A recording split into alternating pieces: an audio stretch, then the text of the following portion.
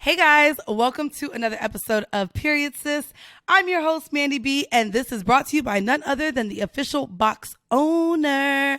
I'm so excited, and I just want to thank everyone who has supported the official box owner brand. We have, of course, our official launch that just happened, so make sure you go on over to officialboxowner.com and get your products.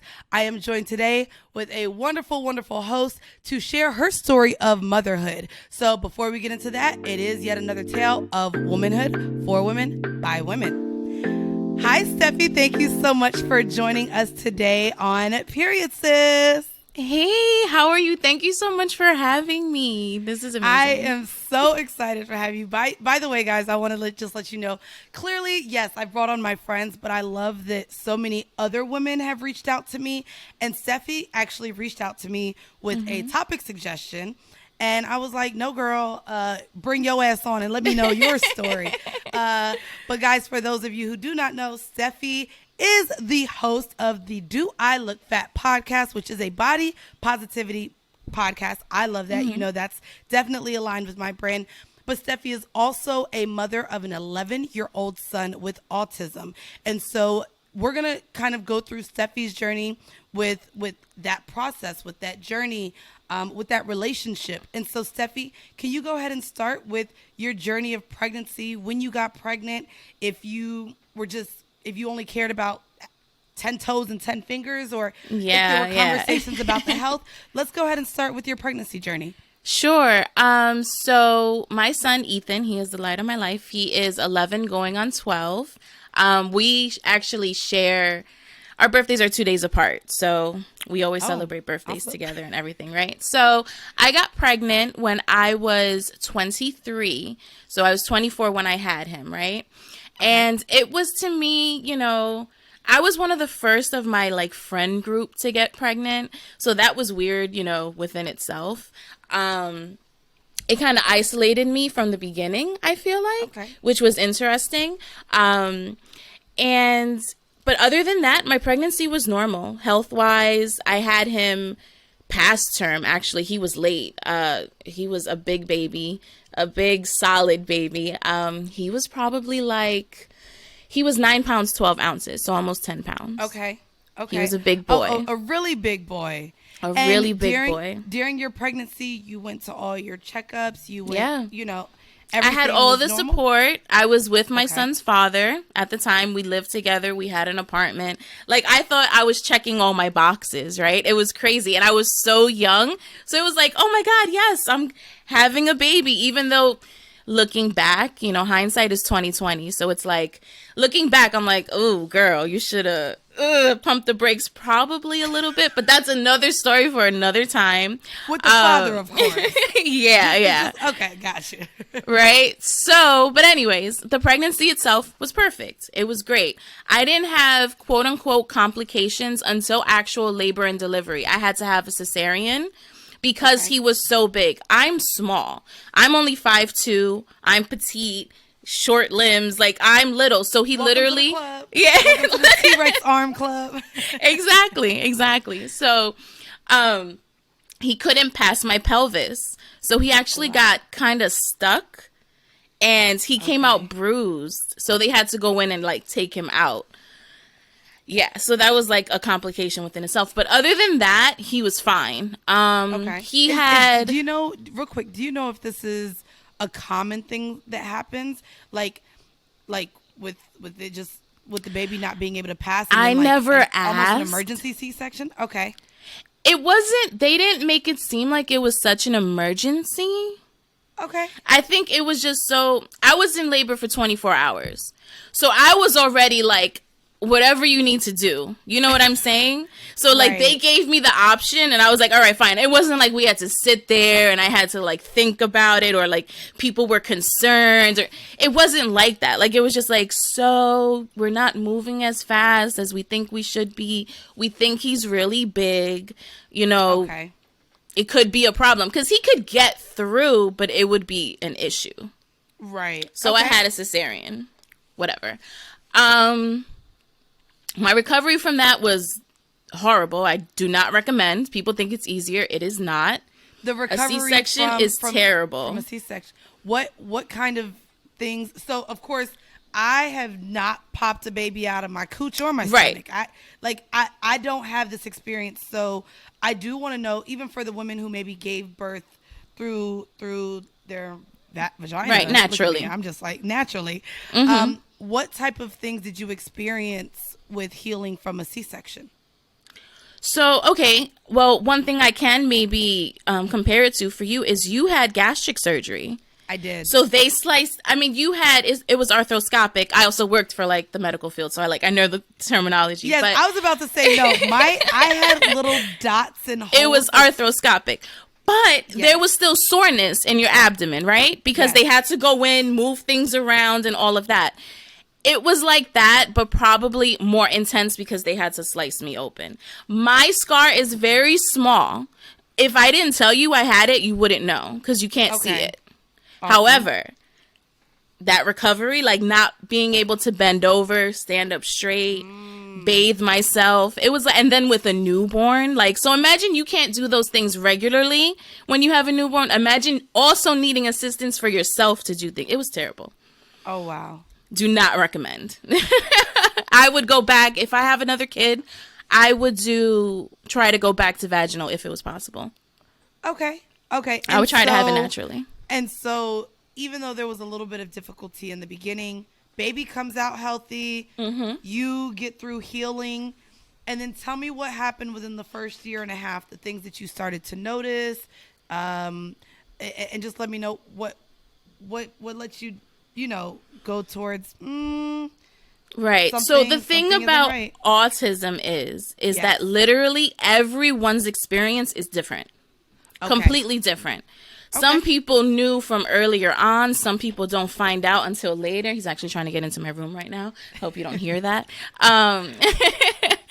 But for me, I think it was the vaccinations. And that's kind of like a touchy subject, right? Like it's like controversial because I'm not anti-vax. Like that's not my stand at all. Okay. I just think with vaccinations, there are reactions and certain people have certain things within them that react differently than others. And I think whatever Ethan is composed of, whether it's my genetics, whether it's, anything from outside, genetics, right? His father's genetics, but also environmental too. Like we don't know. So, and it could react with anything, right? That's the thing. We just don't know. So I think the vaccinations changed him, to be honest. At what age was he vaccinated and which vaccines? So these were the big ones. I can't really pinpoint exactly what it is because honestly, I was really going through it. So I blocked out a big period of this life, like mentally. But I remember it was like I think it was the 10 months because I have time hop, right? And this is my favorite thing about the internet and like technology, okay? Is that I can remember certain things based on like pictures that I took. And I remember I took his 10-month picture at his appointment to get vaccinated. Right? Okay. So I don't remember what group this was, but this was around the 10-month time, right? Okay. And I have a video of him of that day, and he was just so like responsive and laughing, and like he was on my chest. He was a baby, and I would like blow in his face, and he was laughing, ha ha ha ha, whatever. So like I think that was the last time I actually pinpointed with something tangible of how he was as a baby, right? Because after that, it slowly diminished and he slowly pulled away. Okay. So he wasn't interacting as much. I remember by the time he was one and probably like 13 months, 14 months, 15 months, I can get him to kind of like count to 5, right? Okay. After that, I couldn't get him to count. I couldn't get him to say the number 1. I couldn't get him to say anything. It was just, it was so weird because he was progressing. And then it just stopped. It was scary. Now you did say that you went through pregnancy and having a baby prior to all of your friends. So I can't, I don't believe you had any of your peers to compare their children to. Was this something that then you brought to your family members at all? No. Or anyone? Did you start looking online about what this could mean? So what it was, I did start looking online, like, why is my son delayed? Because what ended up happening was when I was working, I work in the medical field, as I mentioned earlier. And while I was pregnant, there was this girl that worked in my office that was due a week after me, and she had a little girl. Okay. And like, we would have play dates and we would talk about things. And it wasn't that I would talk to her about it, but I would see her daughter, and her daughter is now counting. So this is also the dawn of like social media, Facebook, Instagram. Like, I'm watching all of these kids develop in ways that my son is not developing. And I'm just like, okay, something is wrong. At 1.5, I knew something was wrong, but I don't know if it's a law or a rule. Kids cannot be, at least at that point, at that time, kids could not be diagnosed with autism until they were 5 years old. They couldn't be diagnosed with PDD-NOS, which is a non-specified developmental disorder. Pervasive developmental disorder is what it is. Okay. And it's non-specified. So it's basically saying like, hey, at 2 years old, we can see that there's something wrong developmentally with your kid, but we can't diagnose it yet. So we'll get you help early, but we can't tell you what it is as of yet. So can you explain what, clearly you found this out going to the doctor, correct? Mm-hmm. So what was I brought it to like? his attention. I made him do it. I made him do it. And that's what I'm saying. At 1.5, I was like, something's wrong. What can we do? Like, is there therapies? Is there something? Like, I was really on top of it very early on. And they told me I had to wait until he was over 2 years old. Over 2? Okay. And so over 2. What happened after 2? What were the tests? What type of, was it a lot of doctor's appointments? Was it very few? It's at the same time, you also have difficult. to realize, like, a 2-year-old too is developing, is growing. Like, at any point, they can catch on and become the brightest thing in the world. Or, you know what I mean? So how often were you going to the doctor to see what the diagnosis was? So it's not like that. It's not like doctor's appointments. So you express to your doctor, and again, this was 2011, 2012, right? So this is almost 10 years ago at this point. I don't know if this has changed, but we had him, we told the doctor, hey, at 1.5, hey, there's something wrong. We have to wait until 2. At 2 years old, we told the doctor, hey, we still think something is wrong. Like, he's still not development, like he's not talking, whatever. They had to check his ears to make sure that he could hear and that wasn't an issue. Okay. So he ended up getting tubes put in his ears because he was getting ear infections. As a baby, I was prone to ear infections. So to me, that wasn't nothing. Like, same. I had tubes in my ears as well. So. Yeah. So they did that. Whatever. Fine. He was fine.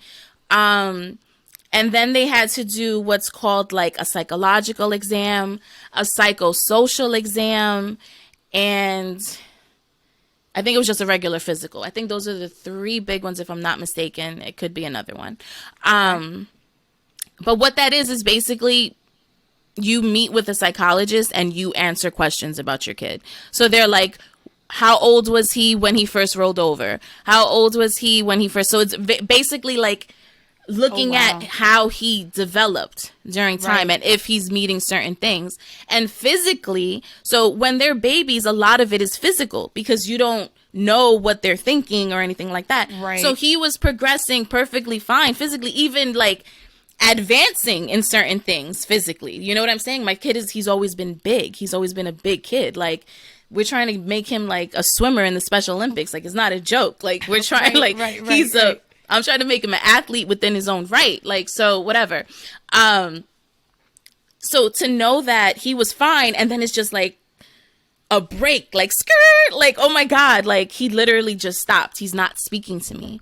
My son would not sit down to let me read him books. Do you know how many children's books people gave me when he was a baby shower, you know, birthdays? People are always like, oh my God, so he can be smart and da-da-da-da. And I'm going to cry because this is like crazy to me because I'm remembering. And it's like, I would sit on the bed and have him on my lap and try to read a book to him.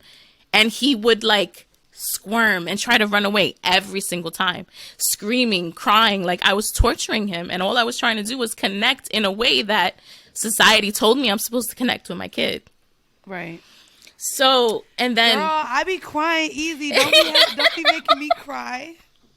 I'm sorry, girl. Oh my God. I'm a whole water baby. But anyways, and then that's the shit. Like, I'll cry and then I'll be like, but bitch, whatever. Like, it's cool.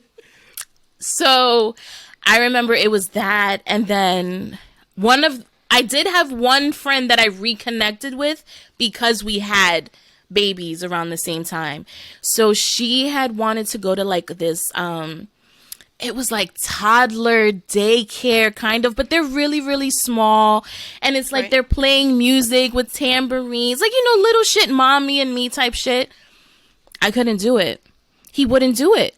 So I had to be like, okay, I'm not going to force my kid to do something where he's miserable. Like, when I say miserable, Mandy, miserable. Like, you would think I am the worst mother, and that's how I felt. Like, me making him do things like this is actually making me feel like I'm a bad mom.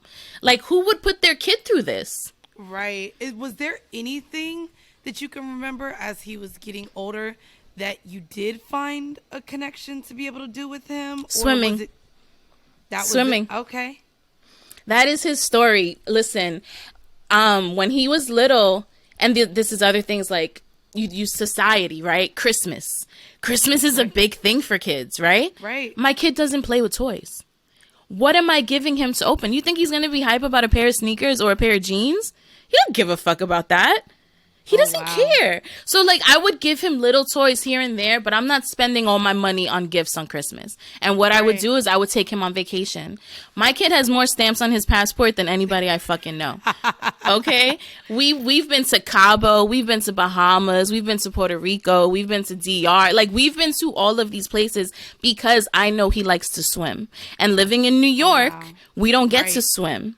Right. So we would literally take a week or two out of the year and just go somewhere where I can walk to a pool, and we would spend all day in the pool. And that was a connection for him and I. Like, he knew, like, what autistic kid, and this is breaking like stigmas, right? What autistic kid you think is going to take that flight to Cabo? Mandy, I know you've been to Cabo. That's not an easy flight. So I've been to Cancun, not Cabo. Oh! Well, let me tell you what it is. It's close. So it's the 6 or 7 7-hour flight to Mexico City. Then you have to come out in Mexico City because you just landed in Mexico. You have to go through customs, get your luggage, recheck in to Mexico City to fly to Cabo, which is a 2-hour flight. My kid was 6 years old with autism at the time, and we walked right through there without an issue.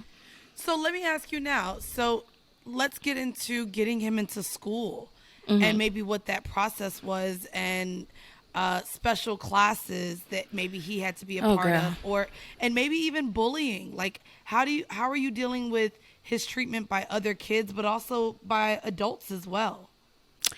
Oh, I'm a mama bear girl. Okay, so let me tell you. I'm a whole mama bear with my kid, and I'm also a crab. So we shelter each other. Like, we just be in the crib, to be honest. COVID, me and Ethan during COVID thrived, okay? So you homeschool? I homeschool. I quit my job to homeschool him during COVID. Oh, wow. What about prior to COVID? How was it with him going to school? It's terrible. I heard it's terrible. And what's even worse is that they say that New York is one of the best cities for it. And it could be if you know how to milk the system. One, if you have the money and the means to just stay home all day. Yes. Or two, if you milk the system or know how to milk the system enough to be able to stay home. And this is no shade to anybody. But what do you mean milk the system? What are the opportunities that are offered in New York City that you've experienced? For a working woman, none. So this is just, there's so much to unpack, Mandy. Like, you don't even understand. Oh my goodness.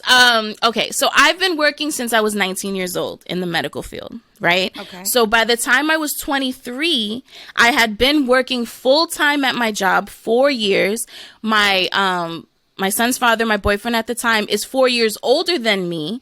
So he was 28. You know what I'm saying? So we felt like we were in a space where like we were working. We had good jobs. We had a good apartment. We were able to get the 2-bedroom in a new building in the Bronx. Like we were doing everything we were supposed to do. You know what I'm saying? And I didn't want to stop my career path because I was doing so well. I had just gotten a job at a hospital. Like it was big things for me. For someone who didn't go to school. I was making upwards of $75K a year. I didn't go to school, Mandy. This was straight GED. You know what I'm saying? Like I really felt like I was doing something in 2012, 2013. Like, you know? So I didn't want to stop that because my son needed my help. And that's very difficult for me to admit now because I felt like I was very selfish at the time. I don't know what my son can, and this is mom guilt and all of that, and I really need to get over it because he's great. You know what I'm saying? But it's like the what ifs. Like, what if I would have quit my job when he was 3? Would he be speaking more now? You know what I'm saying? Or does God have a plan? And I'm no Bible pusher or anything like that, but I believe in divinity and a greater power.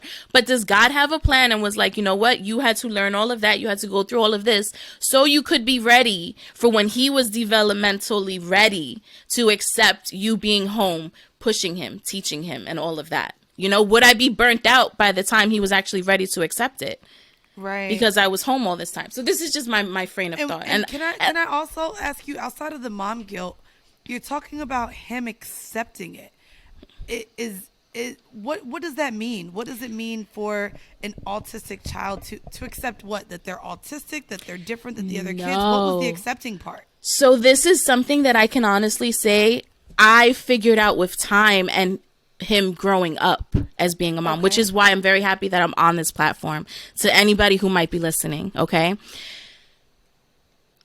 Children with autism, it's a developmental delay, which means, as I was saying earlier, there are certain milestones people are expected to hit at certain ages. You know what I'm saying? Talking, communicating, relationships, learning how to follow directions. I was about to say, and men still don't know how to do those well until their 50s. This is what I'm saying, right? But no, but like literally, but it's little, even things like hand-eye coordination, learning how to cut scissors, like learning how to cut with scissors, learning how to hold a pen, learning how to formulate questions. All of these come with age, right? And your brain being able to handle the input that's coming in, change it in your mind, and release it again for other people to understand. All of that comes with developmental things in your brain, right? And this is just me. I'm not a scientist, girl. I don't know, but this is just me. Right? So with time, your kid, when kids have autism, it's delays. That's why it's a spectrum. Some kids have more delays than others. Some kids may never get past certain delays. Sometimes there's limits to where they can progress to, or sometimes it just takes time. My son is 11 years old, okay? 11 going on 12. And I can see literally when people speak to him now versus when he was 5, 6, 7, I can see him grasping it and processing it. And actually, if you give him time, and let me tell you, and you asked about school, I fight with his teacher all the time. She don't like me because I'd be like, excuse me, give him time to speak. Like, give him a moment. Why are you rushing him? All the time, girl. So it's terrible. And I'll just be like, give him time. I see him processing it. It's going through his mind. He's thinking about it. He's calculating. And then he'll come out with the answer. To me, just to get back to your school question, school, science, history, I don't give a fuck about none of that for my kid. I don't care. And this is why, because I know my son, and this is like words of attraction and manifestations or whatever. I know my son's limits at the moment. Not to say they can't change, because there's always Things always happen. However, for right now, I need to focus on him being independent in life. I need him to focus on being able to reading, get writing, up in and math. Then those reading, writing, and math, and then even with adjustments, Mandy. My son has a problem picking up a pencil, but that's not to say he can't type on a computer or write or text. So I tell his teacher all the time, you have him in like a kindergarten level because you can't read what he's writing. But my son can text people. My son texts, my son FaceTimes, my son will write what he wants. Like, there's things, the way they learn is so different. And like, that's like with time, ladies. I was gonna say, that's just literally also, but even you saying he can text, he can type on a computer, that's also like, for teachers that are teaching autistic students, I don't know why, finding the best way for them works. Instead of trying to teach them, no one writes the conventional ways. No one writes notes anymore. So when was the last time? So the idea that teachers in 2021 are still pushing a child to write with a fucking pencil. Like, give me a break here. Like, give me a break. And the idea it pisses me off. That his mother is telling the teacher. And you know what? I'm curious if any of you out here listening are teachers. If you could write Steffi, if you could write me, and I'll pass along the information you may have. I would love to know if there's an exact reason as to why they're still choosing to teach children to push it so like, oh my God, so I don't medieval times, let's get it together. So okay, so you have that conversation, you have the issues with the teacher. Now let me ask you now, what is his relation to other kids his age? Is he friends with other children that are also autistic, or how does he coexist with children, because children can also be very cruel? So I think kids are very perceptive and kids are very honest. I don't want to say all kids are cruel. Okay. Because I won't say that. Right. And I only say this because I used to say that. And I know why you say it. Like, don't get it twisted. You know what I'm saying? Like, I know some of these motherfuckers be like, girl, you need to calm the fuck down. But anyways, sorry, I don't know if I'm supposed to curse, but no, you're fine. I have this friend, right? And again, we became close after I had Ethan or whatever. So our sons are like 6 months apart. Her son is 6 months younger than my son. Okay. So in the beginning, like I said, I would isolate ourselves, but that's because I knew going to parties, it was an issue, right? Or going to events, it was an issue. And people, I won't say people aren't accepting of Ethan and like us and like they want him to come. They're like, oh no, girl, it's fine. It gives me anxiety, and that's why I don't like it, to be honest. And it's like, I know it in the long run, it messes up his day or his week. You know, like, it's a lot to come down. It's a lot of stimulation for him. So we isolated ourselves from early. But I say all that to say this with his association with other kids. I have this friend, and we would go to, like, I think it was a Halloween party, maybe a birthday party or whatever. There's a small group of my friends who each have small kids. So, of course, I have a small kid, so I was invited to said party, right? And like I said earlier, I'm a mama bear when it comes to my kid, right? So I'm hovering. Right. I'm like, I'm not playing. And this was already at a time, he was 4, maybe 5. So like, he was already in early intervention. I already knew that we were on the road to diagnosing him officially with autism. Like, all of this was already new. So I'm extra on top of him, right? And I'm doing the whole hand movements because I'm like, right? Because it's literal. It's literal. And I hear her son say something to him because he wasn't talking, right? So he's like, what's wrong with you? Why aren't you talking? And me, as a mother, right? Your face, you're like, oh, I will smack the... right? But you have to kind of put yourself in this kid's shoes. They're also developmentally developing, right? They don't know how to express exactly what's going on. They don't know that it's hurting feelings for the kids to be like, what's wrong with you? Like, they're literally like, this is the first time I'm seeing this. What's wrong with you? They're also processing it, right? And I do before, because I don't want to say this without you being here. I know that earlier on in this conversation, and even now with the child saying what's wrong with you, I think that I prefaced your experience with saying, when did you notice something was wrong? And I don't want to assume that something is wrong, or, you know, just different. And I would rather use different than wrong, because I don't want to put the word right on normal and something, you know, a child with autism or any disability as being wrong. So I just want to clear that up as well for anyone listening who that may have offended as well. I wanted to clear that up for it coming out of my mouth, and especially even in this dialogue. Yeah, you knew that was hurtful to him, so I just, of course, don't want to make it seem like anything is wrong. Specifically in terms of a person, you know. But this is what I'm saying. So I know why you have to say that, because everybody is in different stages of their acceptance of their kid. Right. I'm not going to say I've surpassed that, because there are still times where someone will say some shit and I'll get emotional. However, I'm very understanding of people and how they express themselves, and it doesn't necessarily mean that it's malicious. Okay. I know some words, and I had this actual conversation with Carla. I was on her podcast last year, and we talked about the word retarded and how I've used that my whole life. I still slip up and it will still come out, because I know I don't mean it in the way where it's bad. You know what I'm saying? Because when you've used a word your whole entire life, it's hard to not say it again. You can be conscious of not saying it. You can try your hardest to not saying it. But if I'm telling a story, and I'm very passionate when I tell my stories, and you see me, I'm moving around and da-da-da-da-da, you know what I'm saying? It'll slip up, and I don't backtrack and be like, oh my God. Sometimes it just slips out.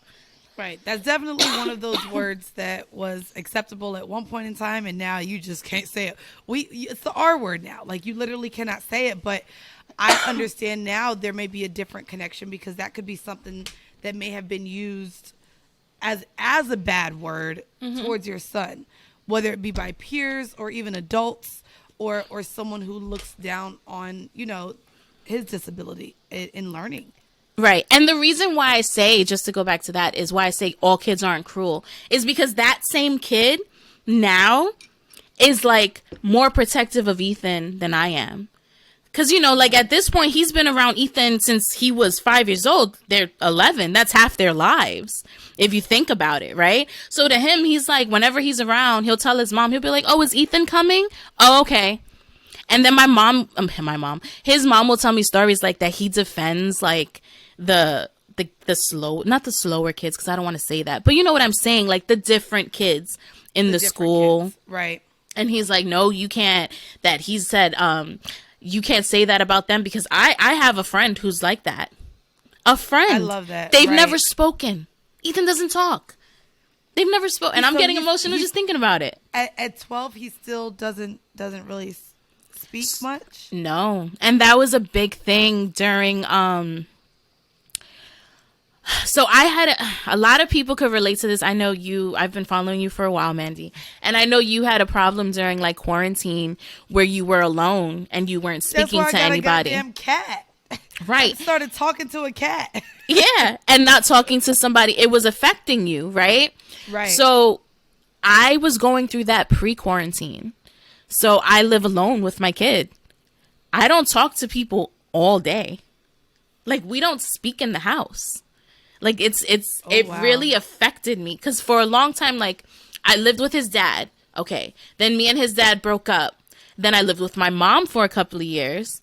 And then my mom got married. I stood with the apartment, which is where I live in the Bronx. And she moved out with her husband. Then my sister moved in because she, needed, and I had the space. Like, I've always had somebody. Once my sister left and it was just me and him, I was just like, once I got home from work, if I'm not talking to like a guy or like my friends on the phone, I am not speaking in my house.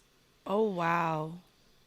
because he doesn't speak. So what I started to do, and what I actually learned recently is it has helped him and I didn't even know, is I would start saying what I'm doing. So I'll be like, okay, I'm cooking dinner. I'm taking the things out of the, cause he wasn't hearing anyone talk either, except for like TV or like YouTube videos, Right. because I literally was not talking. So I And do want to let you guys know too. One of the it's interesting because he is now about to be 12, but one of the questions that Steffi asked me, and I'm just going to throw it out there because I would love to know if any other listener has gone through a similar journey as Steffi, but with her son now approaching puberty, she wanted to know, how do I have the conversation surrounding sex? How do I have the conversation surrounding dating and puberty and the changes that he's about to experience? oh girl. And also, again, because you do live with him alone, you're also doing this as a woman. So what he's about to go through with puberty, I have no idea. and so I do want to, have this calling to any of our listeners.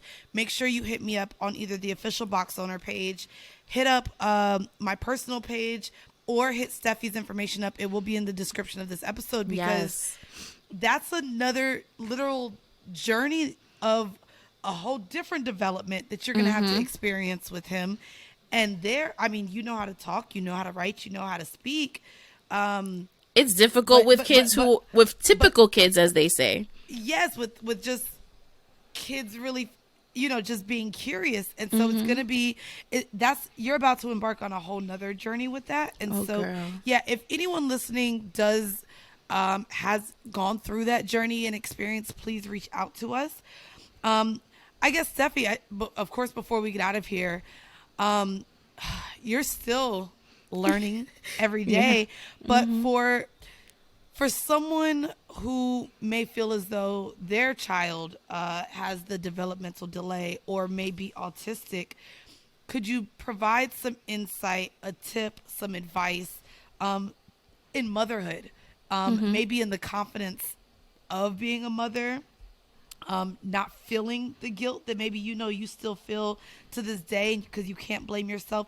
What advice would you give to a mother embarking on the journey of raising a child with autism? To just remember that your child is one of a kind. That's a real thing. There's a reason why the sign for autism is a puzzle piece, because it's the only piece that can fit in the puzzle. It's literally one of a kind. You know what I'm saying?